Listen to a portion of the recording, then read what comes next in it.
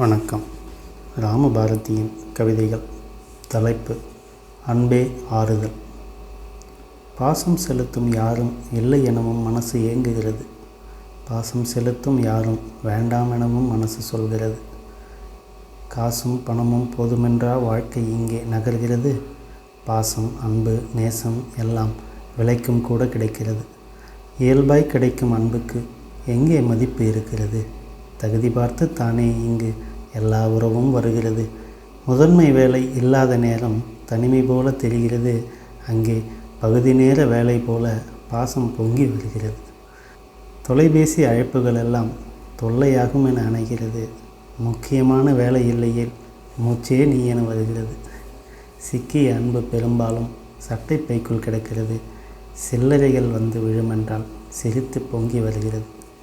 கவலைகள் பகிர யாரேனும் கண்ணில் படவே இல்லை என்று கவலை ஒன்றை கூட்டி கன்னத்தை தாங்குகிறது கைத்தூண்.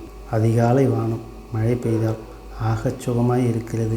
அன்பு கொண்டு யாரும் வந்தால் அதுபோல மனசு மகிழ்கிறது. பகிர்தலால் நிலைமை மாறுவதில்லை, கவலை தீருவதில்லை. பாரம் குறையும் என்றும் மனம் மாயை ஒன்றை நம்புகிறது. கேட்பவர் ஆறுதல் சொல்லிவிட்டால் கிடைப்பது சுகமே என்கிறது. அறிவுரை கேட்க நேர்ந்தாலோ மன அழுத்தம் மேலும் கூடுகிறது. வாழத் தெரியவில்லை என வகுப்போ சிலரும் எடுக்கின்றார். வாழாய்ப்போன மனசுக்கு பாசக்கேடு ஏன் வேண்டும்? ஊழை நம்பி பழகிவிட்டால் ஊரார் உதவி வேண்டாமே. துணிந்து தவறை செய்து வாழ உற்றார் துணையும் வேண்டாமே. மன வருத்தம் கொட்டுகிற போது மணலில் நீராய் ஆக வேண்டும். மணல் வெயிலில் காய்வது போல மணலும் நீரும் மாற வேண்டும். உலையில் இட்ட அரிசி போல உப்பி பெரிதாய் ஆகிறது. உலை நீர் போல்தான் உற்றாரெல்லாம் உண்மையில் நம்மோடு இருக்கிறது. மனங்களை வருடி கவலை முல்லை கையோடு பிடுங்க யார் உள்ளார்? குத்தி குத்தி வலிகள் பெருக்கி ஒன்றும் இல்லை என்கின்றார். குத்திய முள்ளோ எடுப்பவர் ஊசியோ ஐயோ ஐயோ வலிக்கிறதே. குத்திய முள்ளோ எடுப்பவர் ஊசியோ ஐயோ ஐயோ வலிக்கிறதே. அப்படியேதான் அழுகிப்போய்தான் வாழ்க்கை இங்கே கிடைக்கிறது. ஆறுதல் தேடி அலைகிற மனங்கள் அழுது மனதை தேற்றிடுங்கள்.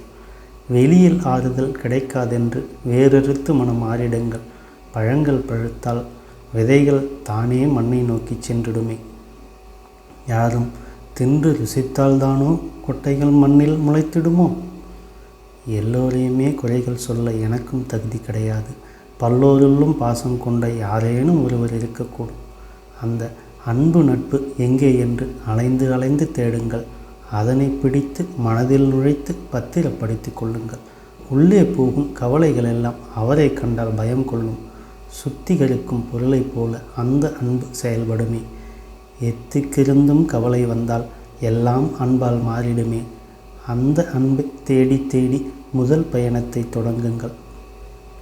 அன்பை போன்ற மாயை நம்மை சுற்றி இருப்பதை நாம் உணர்ந்து உண்மை அன்பை அடைய வேண்டி இன்றே பயணம் தொடங்கிடுவோம்.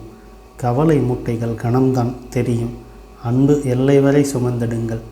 வேறு எல்லையில் இறக்கி வைத்தால் சுமைகள் கூடும். உணர்ந்திடுங்கள்.